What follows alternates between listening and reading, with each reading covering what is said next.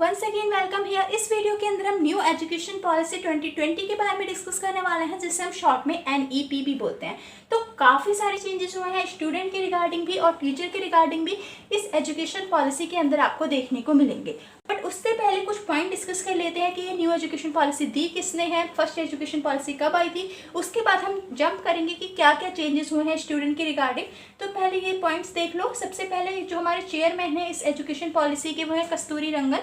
इन्होंने रिपोर्ट तैयार की थी 31 मई 2019 में। उसके बाद ये बिल अब पास हो चुका है और 2021 तक ये बिल जो है इम्प्लीमेंट भी होना शुरू हो जाएगा। ठीक है, तो ये कस्तूरी रंगन इसके चेयरमैन थे। एंड अब बात करते हैं कि हमारी जो फर्स्ट एजुकेशन पॉलिसी है वो कब आई थी। तो 1968 के अंदर फर्स्ट एजुकेशन पॉलिसी आई थी, इंदिरा गांधी के टाइम पे। सेकंड एजुकेशन पॉलिसी जो है हमारी, वो राजीव गांधी के टाइम पे आई थी 1986 में। इसके बाद कोई न्यू एजुकेशन पॉलिसी नहीं आई थी। 1992 में सेकंड एजुकेशन पॉलिसी को ही रिवाइज कर दिया गया था। अब 34 ईयर्स के बाद न्यू एजुकेशन पॉलिसी आई है। सो न्यू एजुकेशन पॉलिसी के अकॉर्डिंग काफ़ी सारी अपॉर्चुनिटीज़ आपको मिलने वाली है, बट इसी के साथ साथ जो है कंपटीशन बहुत ज़्यादा बढ़ जाएगा, क्योंकि ऑलमोस्ट 2 करोड़ बच्चों को स्कूल में एडमिशन दिया जाएगा, उन्हें एजुकेशन प्रोवाइड की जाएगी। तो कंपटीशन इंक्रीज होने वाला है, लेकिन आपकी अपॉर्चुनिटीज़ भी बढ़ जाएंगी। तो यहाँ पर देखो क्या क्या चेंजेस हुए हैं न्यू एजुकेशन पॉलिसी के अकॉर्डिंग। अब no rigid separation between art and science, between curricular and extra curricular activities, between vocational and academic stream.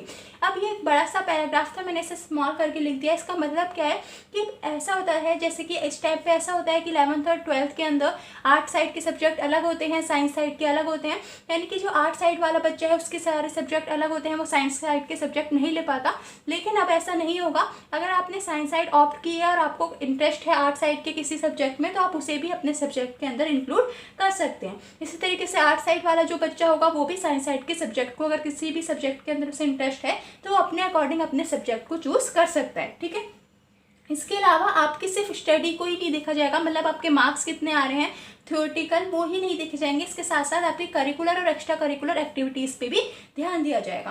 Second point में यहाँ पे देखो, every child will come out of school adopt in at least 1 skill. यानी कि जब बच्चे school से बाहर आएंगे अपने एजुकेशन को कंप्लीट करके, उनके पास एक ना एक कोई अच्छी स्किल वेल डेवलप हो गई होगी आफ्टर, जब वो स्कूल की एजुकेशन को कंप्लीट कर लेंगे। तो यानी कि स्कूल एजुकेशन के साथ साथ जो स्टडी मटेरियल्स वो लर्न करेंगे 12th में तक, उसके साथ साथ उनके पास एक स्किल भी होगी जिसमें के अंदर वो वेल डेवलप होंगे। ठीक है, इसके अलावा थर्ड पॉइंट यहाँ पर, vocational integration from class 6 onward. यानी कि जो वोकेशनल सब्जेक्ट हैं वो क्लास 6 ऑनवर्ड से इंटीग्रेट जोड़ दिए जाएंगे आपके सब्जेक्ट्स के अंदर। ठीक है, 5+3+3+4 फॉर्मेट क्या है यहाँ पे, जो हमारी स्कूल एजुकेशन है इसे 4 पार्ट्स के अंदर क्लासीफाई कर दिया है, foundational, preparatory, middle and secondary. तो 5 ईयर की आपकी फाउंडेशनल स्टेज होगी, जहाँ पे बच्चा 2nd क्लास तक पास आउट कर चुका होगा। इसके बाद 30 साल की हमारी प्रिपरेटरी स्टेज होगी, जहाँ पे बच्चे की ईयर जो है, मतलब कितने साल का होगा, वो 8 से 11 साल तक का होगा, वो 5th क्लास तक ये वाली स्टेज रहेगी। फिर 30 साल की मिडल हमारी स्टेज रहेगी, जहाँ पे बच्चा 8th क्लास तक पास आउट कर चुका होगा। इसके बाद 4 साल की क्या होगी हमारी सेकेंडरी स्टेज, जहाँ पे हमारी 9, 10th, 11th, 12th आएगी। तो यहाँ पर कोई भी ऐसा सब्जेक्ट फाउंडेशन नहीं होगी कि आपने ये वाली स्ट्रीम ऑप्ट कर रखी है, साइंस, आर्ट, कॉमर्स, इस तरीके से कुछ नहीं होगा। आप अपने अकॉर्डिंग अपने सब्जेक्ट को चूज कर पाएंगे। ठीक है, हायर एजुकेशन की अगर बात करें कि इसके अंदर क्या क्या चेंजेस आएंगे, तो देखो जैसे 12th क्लास पास आउट करने के बाद बच्चे हायर एजुकेशन यानी कि कॉलेज ज्वाइन करते हैं, तो काफ़ी बार ऐसा होता है कि आपने एक ईयर कोई कोर्स पढ़ा और आपको उसमें कोई इंटरेस्ट नहीं है, फिर आप दूसरा कोर्स ज्वाइन करना चाहते हो, तो वो आपका अभी तक क्या होता था, वो आपका ईयर वेस्ट हो जाता था, आपको उसके लिए कोई ऐसी डिग्री वगैरह नहीं मिलती थी। लेकिन अब से क्या होगा, हायर एजुकेशन के अंदर अगर आपने 1 ईयर का कोई कोर्स, मतलब 3 ईयर का कोई कोर्स है, बट आपने अगर उसका बस 1 ईयर ही पढ़ा है, तो आपको उसका 1 ईयर के लिए सर्टिफिकेट दे दिया जाएगा। अगर आपने वो कोर्स 2 ईयर तक कंटिन्यू रखा है, तो उसके लिए आपको डिप्लोमा का सर्टिफिकेट मिल जाएगा। अगर आपने 3rd ईयर तक पूरे कंप्लीट किया ही है, तो आपको वो ग्रेजुएट की डिग्री मिल जाएगी। और अगर आपने वो कोर्स 4 ईयर तक करा है, तो आपको ग्रेजुएट की डिग्री तो मिलेगी, इसी के साथ साथ आप रिसर्च करने के लिए भी एलिजिबल हो जाओगे। ठीक है, तो मतलब इन शॉर्ट मतलब ये है कि जैसे अभी तक होता था कि अगर आपने BSc की है, BSc आपने फर्स्ट ईयर करी, उसके बाद आपने BSc को छोड़ दिया, तो आपको उसके लिए कोई सर्टिफिकेट वगैरह नहीं मिलता था। लेकिन अब ऐसा नहीं होगा, अब आपको उसके लिए अलग से सर्टिफिकेट मिल जाएगा, उसे आप अपने पॉइंट को ऐड कर सकते हो और वो आपके लिए बेनिफिशियल रहेगा। अब टीचर एजुकेशन की अगर बात करें कि इसके अंदर क्या क्या चेंजेस हुए हैं, तो ये बहुत ही बड़ी पीडीएफ है हमारी न्यू एजुकेशन पॉलिसी की, नियर अबाउट 66 पेजेस की है। तो उसके अंदर जो जो इंपॉर्टेंट पॉइंट्स थे वो मैंने यहाँ पे आपको वीडियो के अंदर डिस्प्ले कर दिए हैं। तो टीचर एजुकेशन की अगर हम बात करें तो by 2030 the minimum degree qualification for teaching will be 4 year integrated BEd degree. इसका क्या मतलब है कि हमारे आपको क्या करना होगा, 4 साल का बीएड कोर्स करना होगा अगर आपको टीचिंग करनी है।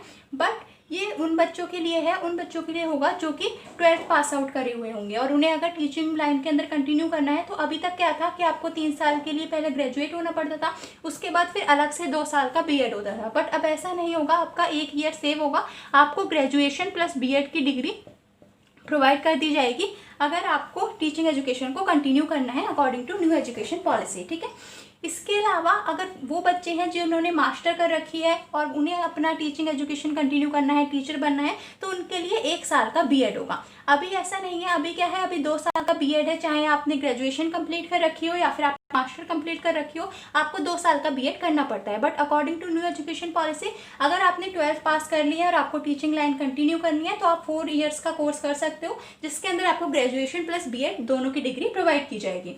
और अगर आपने मास्टर कर रखी है, इसके बाद आपको बीएड करनी है, तो आपको बस 1 ईयर का बीएड करना होगा, 2 साल आपको वेस्ट नहीं करने होंगे। मतलब आई मीन टू से कि मतलब 2 साल आपके नहीं लगेंगे बीएड को कंप्लीट करने में, बस आपका 1 ईयर के अंदर आपका जो बीएड है वो कंप्लीट हो जाएगा।